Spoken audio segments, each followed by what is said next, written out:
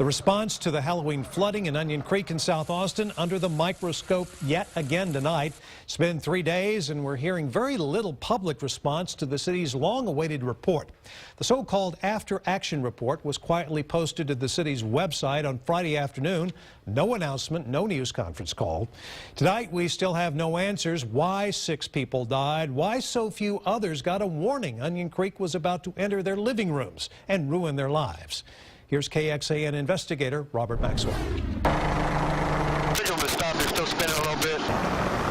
Early on October 31st, the area's emergency services director confirms flood early warning systems failed, including hours before the highest waters. A city flood forecast mapping computer server went out. Advance notifications to people's cell phones came too late. Well, fixes for those and dozens of other failings are recommended or already happening.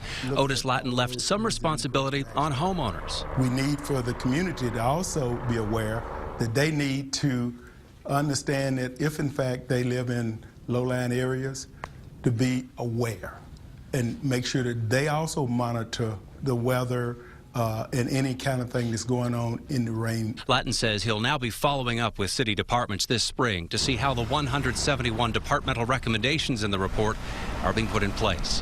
And even as fixes are made, we don't have all the answers. For months, we've requested interviews with city fire and police chiefs, with the city manager's office. Here was Police Chief of Staff Brian Manley in January of this year, speaking about the 911 call center response. People weren't put on hold, or were they? Again, that'll be part of the after-action report that we're going to issue on the Onion Creek flood. Heard a lot of that. It was a bit like a mantra. Now, last month, we were able to show you a leaked draft report that found of 577 callers that morning. More than half were, in fact, put on hold. The final report, though, makes no mention of that. The main report. We still want to know much more of what happened that morning, the fate of the fire department call center staff who allowed call takers to go home before the heaviest rains, and why police blocked utility crews from trying to get into flooded neighborhoods. As well, Robert, why APD's new helicopter was unable to take part in rescues, and why some rescue boats weren't able to get to where the 911 calls were coming from that morning. It was a morning to remember for sure, and be sure to check out more in-depth coverage on our ongoing investigation. It's at KXAN.com, including the timeline of events and issues during the flooding.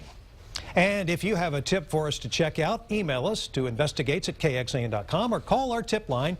It's on your screen there, 512-703-5255.